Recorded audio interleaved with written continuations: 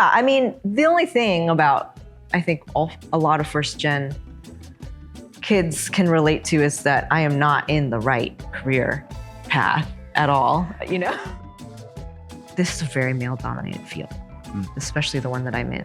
And I mean, leadership across the board, business, anything restaurant business that you're in, right? Any leadership position is a male-dominated field. White male-dominated. White male, correct. Right, White male-dominated field, especially in classical music. I am very afraid that I will have made it and not know and not enjoy it. Oof.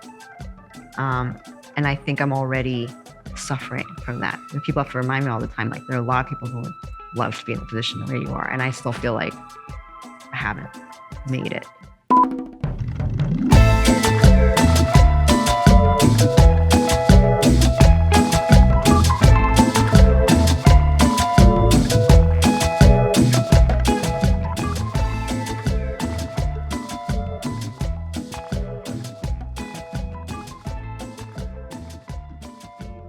Let's go to the beginning of things. Yeah. Take us to your upbringing, your parents. You were first gen, is that correct? I'm first gen, Wow. yeah. Where are So your parents from? my parents are from Singapore. Okay. They're citizens now, but you know, they came here on green card, like most of them. And my dad came here for school. He's a mechanical engineer, and he works in software. They're retired now, but he worked in software out in Silicon Valley. Oh, wow. Yeah, so I grew up in the Bay Area, which was an interesting upbringing. I mean, it was very sheltered upbringing, being first gen, being an Asian American in the Bay Area. Like, that's where all the Asian Americans are, except for like New Jersey, maybe, you know? So yeah, I mean, the only thing about, I think, a lot of first gen kids can relate to is that I am not in the right career path at all, you know? I got so many questions about that.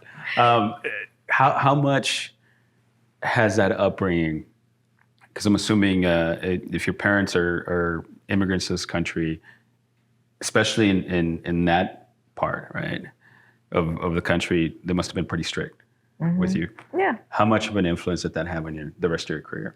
I mean, I think it did and it didn't, right? Like, there are definitely things that I can take from the work ethic, and, you know, I've always been, I did well in school. I did well in math, you know, like all of those things. I did extra math problems after. I remember my mom would make me do extra math problems that she would bring books from Asia, math books from Asia, for me to do after school. And I remember being in third grade and trying to do multivariable algebra and crying because I didn't know how to do it. In third grade? Yeah.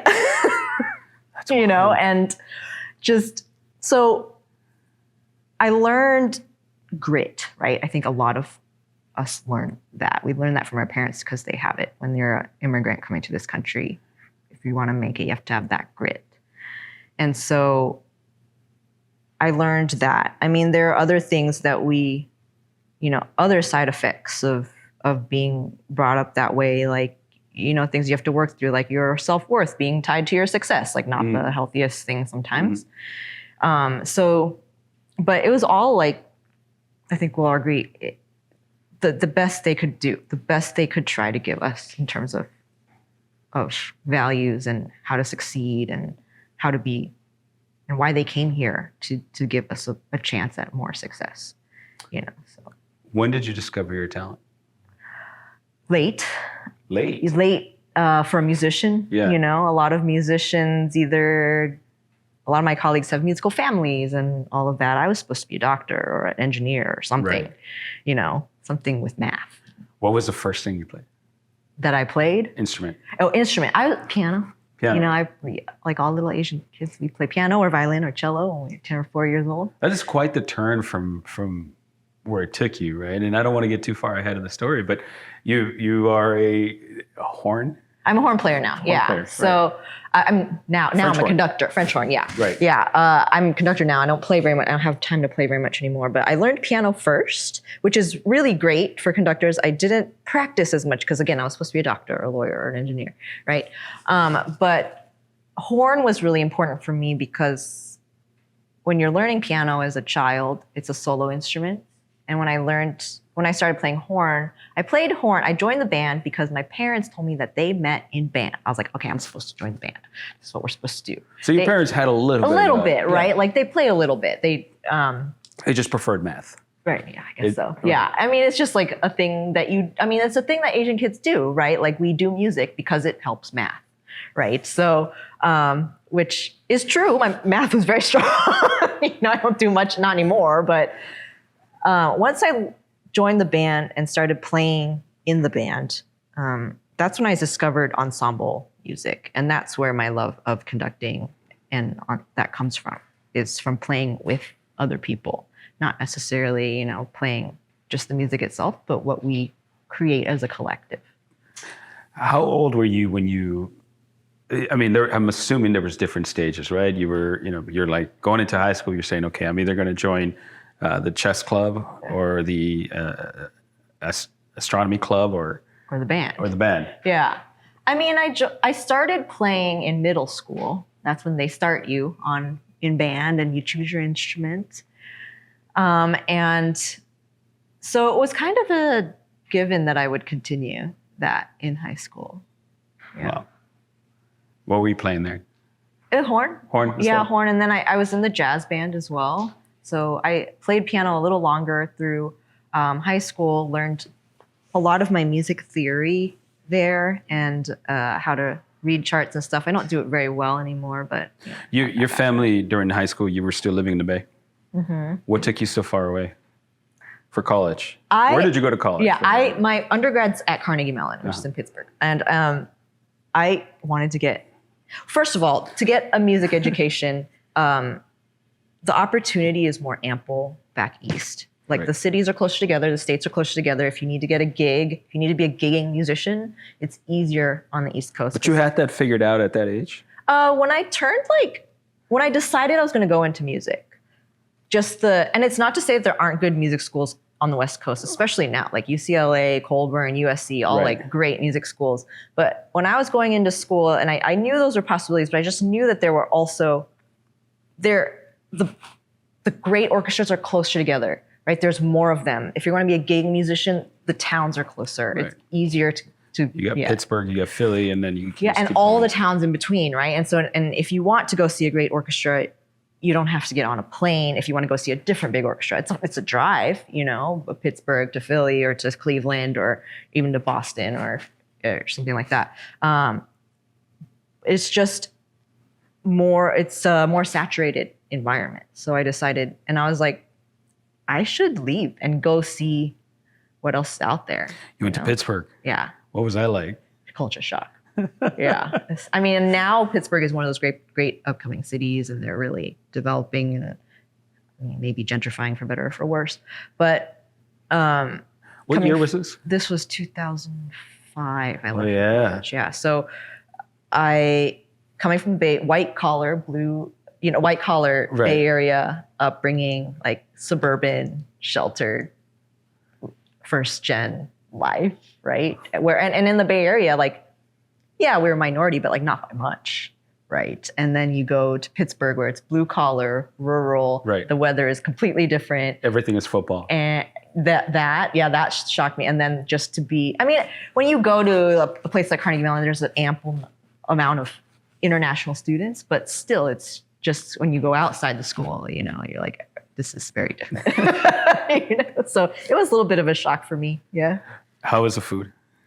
If you love, which I love all food. If you love greasy spoons, great place for food. That's a great answer. Yeah. That's a great answer. Yeah. It's changed quite a bit. So I bet. Yeah. You go from there, mm-hmm. You continue in school, you major in obviously in music with your horn, yeah. But also in biology, mm-hmm. right? I'm assuming there was another crossroad at that point, unless you had to figure it out already. No, I think a lot of my path is me trying to figure out, and I'm still doing that, like what my identity is in this world. I think it's very common. I've been figuring that out my whole life, being a first generation, Asian American. I think especially for Asian Americans, that grew up around the time, we're being told to instill our values that our parents like, don't forget about, your heritage, the things that they're trying to tell us, but also you got to integrate. Like, don't make waves, don't do this, And so that for growing up in your formative years and being told those two different messages, it was confusing for me. You're now early in your 20s and you have that in the back of your mind, the integration part, but you also have your parents hoping that this is a fad, I'm assuming, and that you're eventually. And so I think me going into that was trying to just I didn't want to let go, because I was a strong scientist as well. And I didn't know how to let go of that part of myself because it is what defined kind of me growing up. I assumed I was going to be on this track until something clicked when I turned about 16. And I was like, maybe I want to do something else that I'm not really supposed to be doing. So it was really hard for me to let go of that, just that part of who I was. Yeah. For a lot of people that might not be familiar with the hustle, if you want to think about it that way, you don't just choose to work up to be a conductor. There's so much work, so many hours, so many sacrifices that you've had to make to this point. If you had to accumulate the number of hours that you put into this, have you ever done that? No, I have not done that. That's a scary thought. It is. Yeah, I try not to think about that. And there's just many, many more to come, right? So I just don't, I'm going to come back to this because you with your math brain, I'm assuming that by the end of the day, you'll have it. On the drive home, I thought about it. But in college, though, I mean, you graduate and you've already put in more hours than most people will spend in their own career. You want to put in as many hours. I'm realizing this now, and when I talk to like younger musicians who are going into the field, I tell them this, like, you want to put in as many hours as you can when you're in college, because once you're out, like life, you got to now feed yourself and, all of that stuff. It takes longer than you think. Like thinking about like, what am I going to eat today? It takes a long time. You got to do all these things and like pay bills and figure out, there's just life things that get in the way, that should, that make you a whole human being and make you can't learn those things until you get there. You can't experience those things until you get there. But when you're in college and someone is paying for you, like feeding you and telling you like what you're scheduling you should put in as many hours as you can. What was the defining moment for you, at least during that period, that you said, oh, I'm going to be doing this for the rest of my life? I was like, so when I joined the band in high school, you join the marching band. And the marching band has opportunities for leadership. And I've also kind of, my childhood friends, who I'm still very, very good friends with, they would call me bossy. They would call me that. So I think I displayed some sort of, sassiness. This is not surprising to them that you are in the position that you're in right now. No. And I think I've become, as I've matured, hopefully I've become a little less bossy. The imposter syndrome takes over. We actually emailed a few of your past colleagues. No, I'm just kidding. They all had strong opinions of it. So I had this kind of penchant for leadership. And so I took on a leadership position in the band, and that involves some conducting. And I had a talent for it, and I really enjoyed it. Like I said, there's something about collectively making music, and to be the conduit, like the person that is taking in all that sound, is really, really powerful. And then, of course, my band director at the time was wise enough to recognize that talent and say. Up until that moment, what was the biggest thing you had been a part of? Biggest thing? I mean, I've always been involved in music. Like, I did some sports, but I wasn't great. I mean, I had some, I was fine, but like I went to a Asian high school, like most of our football team was Asian. It wasn't great, a football team, just small people. I swam decently well, but in terms of something where you take that many people and create something so impactful, Like, I think music was the biggest thing. A performance, a visit somewhere. What is it that really shaped you, that pushed you to want to continue that? I don't know if I can point to one specific Just a collection moment. of them all. Yeah. Now you leave school and you make the choice, obviously, to continue in music. Mm-hmm. What happens after that? It's hard. It's really hard. I mean, I decided to be double degree. I have two undergraduate degrees in 4.5 years. Wow. And so, and very, very different, not a lot of overlapping classes, right? So, luckily I'm relying on like credit that I have from high school courses and stuff, that it wasn't more than 4.5 years.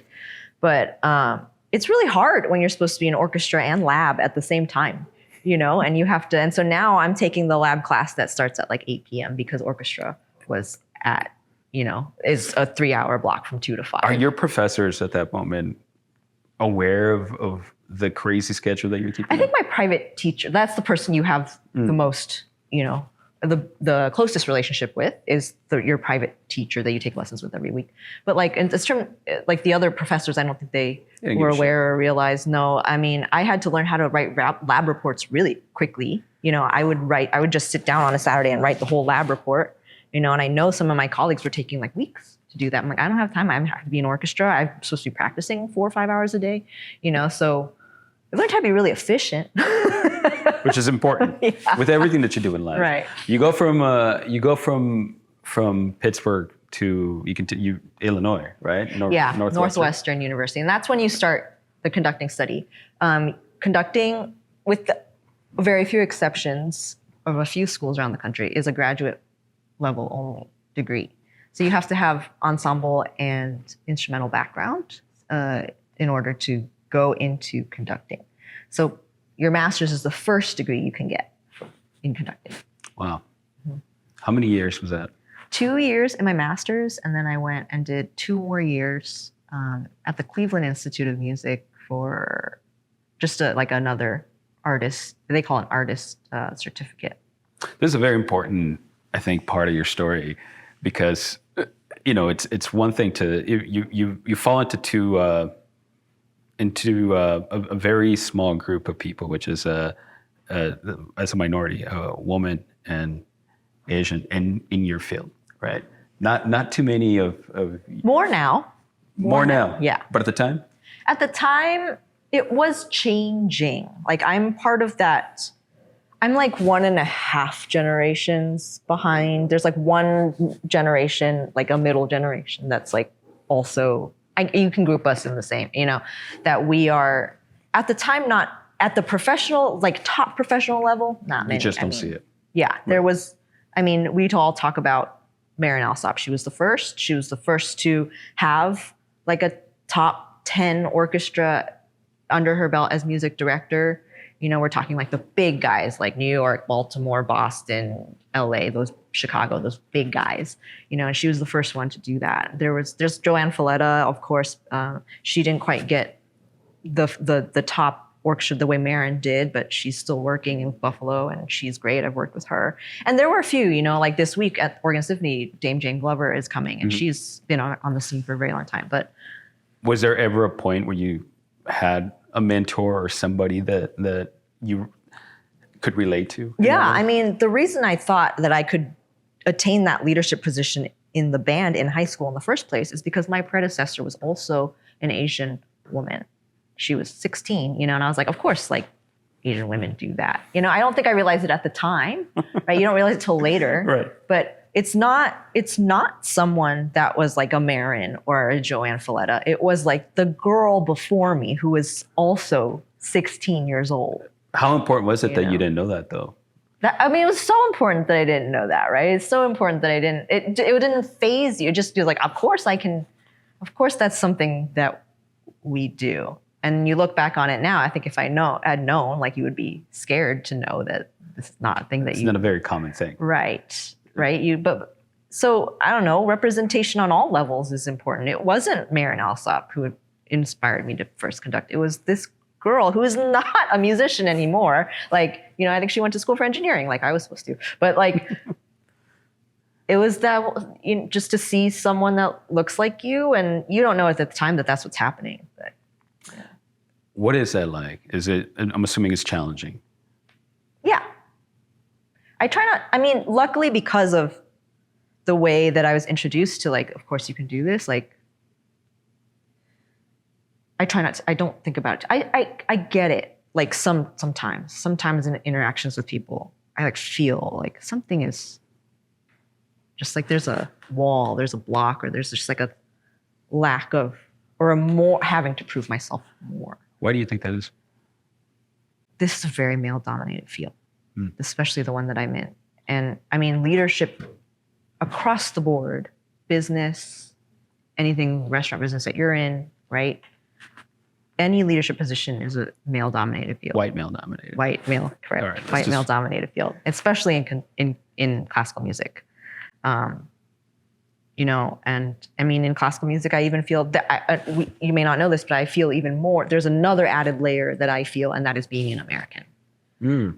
So even though I am a minority here in classical music, when you go outside of the U.S., right? It's not just white male, but it's European white male, right? So there's also a bias against being American, and I feel that as well. You know, so do you see that changing in your lifetime? You know, I was very lucky to, this past week actually, be able to study. I was invited to study with Leonard Slatkin, who just turned 80 years old, and, you know, is music director of Detroit and St. Louis, and has done all these wonderful things. And he was talking about how he was one of the first, along with like Zinman and a few other guys of his generation, that they had made a conscious decision to be educated and foster their careers in the United States. That's very rare. It's very rare even to see that now. You see my colleagues that I grew up with here studying with, they're like, we're gonna go to Europe. We're gonna go to Europe and park ourselves in Europe and make a name in Europe so that we can come back. Like, yeah, it's almost like you come back a higher rank for some reason, and that's just the impression. Yeah, right? There's something respectable about the intentionality of saying, I'm gonna stay here and I'm gonna just create here. Now, I don't know if I'm like been that intentional about it up till now, but it was interesting to hear him say that for him and his colleagues, that was intentional, because that's very rare. Now, I have colleagues now that I remember going to school with or going to workshops with, and they've gone and parked themselves in Europe, you know. Have you considered it? Considered it. I've done some things in Europe, you know. You've done some big things in Europe. Yeah, it's hard over there. Like I said, the American bias is, I feel it's real.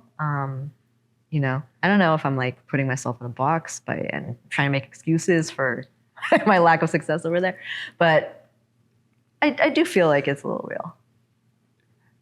You know, it's bullshit. Like we all know it. Like especially I think coming up as a minority in anything that requires specialization, right? That you're not just trying to be in the league per se, but you are trying to be one of the premier people in it. And I mean, you know this, and I can't even imagine it, because I'm a male and I still run into those things. Even with my partner, the way that we're introduced, it's like, you know, there's whole conversations where I'm like, yeah, we're co-founders, co-owners, but they're talking to me the entire time. I'm like, talk to her. She's the boss. She's the one who deals with it, and it's very much that, right? And I guess that's a different conversation for another topic. But for you now, you spend a lot of you get back to this community, at least from whatever you spend a lot of time in the education piece of it, especially with children. Yeah, you see that as an important part of this industry. What is it that drives that? I wouldn't be here if that band director hadn't said to me, like, this is something that you can do.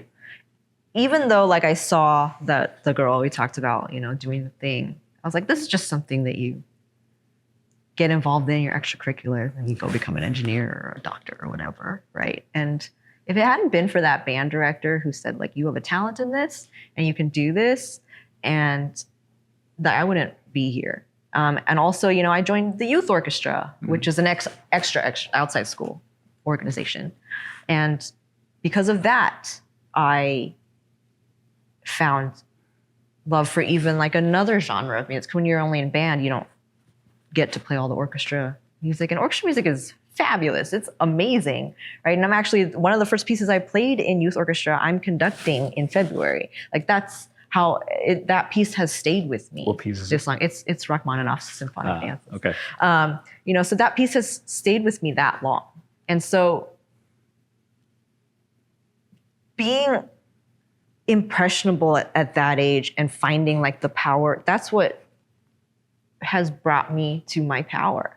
And if I can do that for like any amount of kid, but also, I've taught youth orchestra for a while. And especially now, I think, sports are really important. You should definitely do sports, like be healthy, learn how to use your body. Like I'm regretting that now. I wish my knees were better. I should have stretched more, and that's great. And you learn all sorts of things, but there is like something intangible that you learn playing ensemble music that I don't think is as prominent in sports, because you have 100 people trying to do the same thing. And yeah, you have different positions or whatever. But then in that moment, in that organic moment, the only way you can communicate is through your soul. You can't speak. Now, you can look at someone, but even then you're communicating an emotion and intent and empathy through your soul. There's an emotional maturity that you gain through trying to communicate your intent and your emotion only without words. And that is going to stretch so much of how you relate to people in the future, even if you are not going to be a musician, if you're going to talk to anyone in your life, like be collaborative in any sort of way, which of course we have to be now, if you can learn that vulnerability and learn how to be empathetic non-verbally, like you have so much more potential to make a real connection and a real collaboration with that other person across the table. And then you also see things like, especially now with devices and iPads and everything, I feel it, my attention span is shorter. Classical music, playing music counteracts that. Is that a concern for you? Because it's funny. One of our writers mentioned, can you ask about this, about the attention span? Spotify right now is working on something where they're just going to find the best parts of the song, because people are so used to skipping through it, where you just get that piece. I didn't know that. It's really strange, but it is how people listen to music, at least young people, not everybody. Maybe not all young people. Maybe I'm just making a big generalization, but it's a population. It's the same way that we consume, TikTok videos before. Sound bites, right? 10, 2, 3, not even 10 seconds As anymore. you watch this, you will be watching it in a 1-minute clip instead of the whole thing. But is that a concern for you when you see young people coming in? Yeah. How do you get their attention? I think the biggest challenge is working with children. Yeah. And I think for me, I'd be like, no, that. It's hard. I mean, I have better people than I working with the youngest children, right? Because not as versed in that. There are better people than I to do that. I get them when they've already learned how to play their instruments a little bit, so, or I get them from the stage, which is different, where I don't have a one-on-one interaction with them. I get them, presenting music from the stage. And it is hard. The thing is, you have to trust, and it's there, that children want to learn. They love learning, and you just have to trust that. I remember, I think if we all think back to like before whatever point you decided you hated going to school, right? We all loved going to school at some point. Like, and you would come back and you could tell your parents, I learned this, this is so great. They want that. And so if you can tap into that activity, then they're more likely to, and then just stretching your attention span takes practice, but you have to give them concrete things to do in order to stretch that practice. And that's what I've tried to do, like with my education programs here. You'll see it's not just like I talk at you and then we play and I talk. It's like, here we're going to listen for these 4 things. Who heard them? What did we think that we heard of them? And we're interacting with the audience from the stage and asking for participation, and that helps to be able to have them sit for 4 minutes, 8 minutes, because now there's something to do.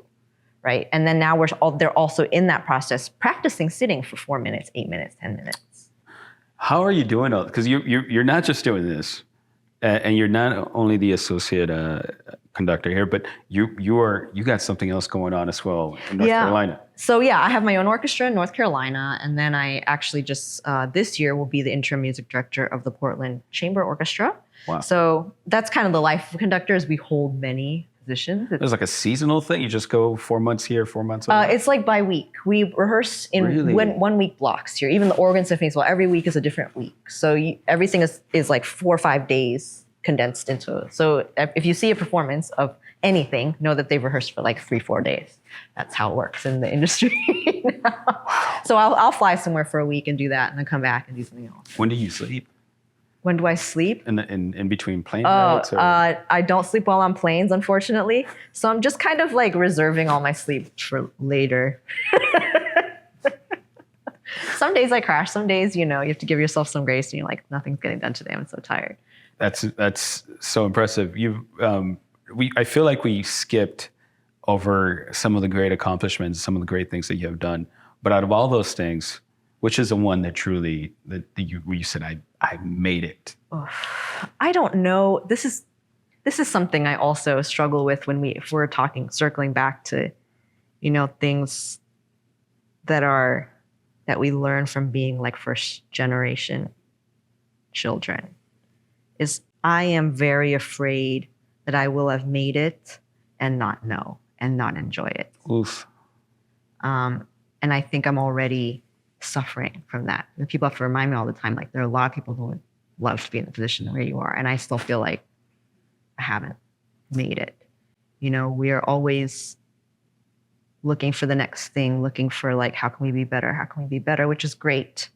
But then you miss out on what you've done now. And I'm afraid of falling into that trap. I will say that there are moments that I've had that make me realize that what I'm doing is worthwhile. When someone who doesn't normally come to orchestra concerts comes and says, that was great, I think I'm going to go see another one. That those are the moments that make it worthwhile. You're not going to give us one? Come on, you got so many. Do I? No. I feel like you got so many. I mean, having a Albers Hall, like you got your time in Hamburg. I mean, that was pretty cool. Being able to be in Royal Albert Hall in London with the proms. We were doing this big piece with the National Youth Orchestra, and it's Strauss's Alpine Symphony. I was assisting Antonio Papano, who was the music director at Covent Garden, who's the opera in London. He doesn't do that anymore. But he was great, and we did Alpine Symphony, which is like huge piece. It's about a literal climbing of the Alps. So you have chapters of each piece that say, like, this is when you reach this part, and this is when you go in the forest, and this is where you reach the river, and this is where you see the cows or the sheep with the bells, and it's very programmatic. But it's a huge piece because Strauss writes for huge forces. So 4 across in the winds, which is very large. And then there's an organ.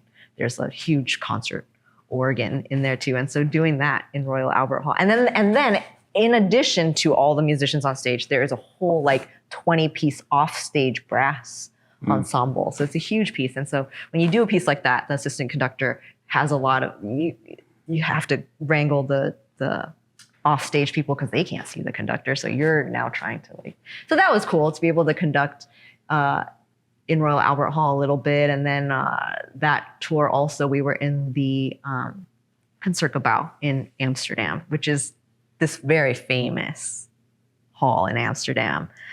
And it's a little different because the conductor, instead of walking out, from the front, right. They walk down these big stairs from the top. Oh, wow. And it's like the thing, the Concertgebouw. And Maestro Papano, I was in his dressing room before just talking about what he needed in rehearsal. And he was like, do you want to walk down the stairs with me? I was like, yes. Yes, I do. So that was cool. And then actually in that rehearsal as well, he needed to go out in the hall because it's a very different hall to hear how it sounded for himself. So he asked me to go up and conduct the rehearsal for Liz. So and I was like, I was musically prepared, but I wasn't expecting to do anything. There's this iPhone video of me in this very ratty hoodie on the Concertgebouw stage. conducting. I think it was Prokofiev 5. Yeah, that's cool. That's cool. That's cool. All right, I'm gonna ask you one last thing because I know you got a million things going on, but going back to the decision as I like to think about it, you've had this incredible career that you still have yet to figure out whether or not you made it or not made it. Yeah. But eventually one day you'll be like, oh shit, I made it. Hopefully. But you there's a point when you graduate or you have these two degrees. Mm-hmm. Take us through what that life would have been like if instead of music, you pursue biology. What does that look like? Think about it for a second, because I want you to give us obviously you have great references with your family. They follow that career, right? But for you, what would that? I've thought about it a little bit. I think I would have not taken the pre-med route like my sister has. I think I would have taken the research route just because I like discovering things on my own. I've always kind of taken the harder path. And now you can say I've chosen like the hardest path, but like I've always tried to, for some reason, needed to prove myself by taking the harder path. So I think I would have taken the research route. And I think the research route, it's hard to say. Like I think it's similar to what I'm doing right now, in that you get immense highs if you get some sort of breakthrough, but the day-to-day I think is far more tedious than what I'm doing now. Like when we were in labs, I think it seems glamorous, but I think when I really think about it, I just remember all the time I spent micro pipetting the same amounts into like 50 vials. And I'm like, that would have been my life, So I like to think that my life is better now. And I think my life would have taken a different path in terms of like where I would have ended up and would I have met, my fiance, if I were on that path. It would probably be someone different and, so. It's a whole different life. Yeah. Well, we're also grateful that you chose music and also lucky because of that. So Maestra, thank you so much. Thank you.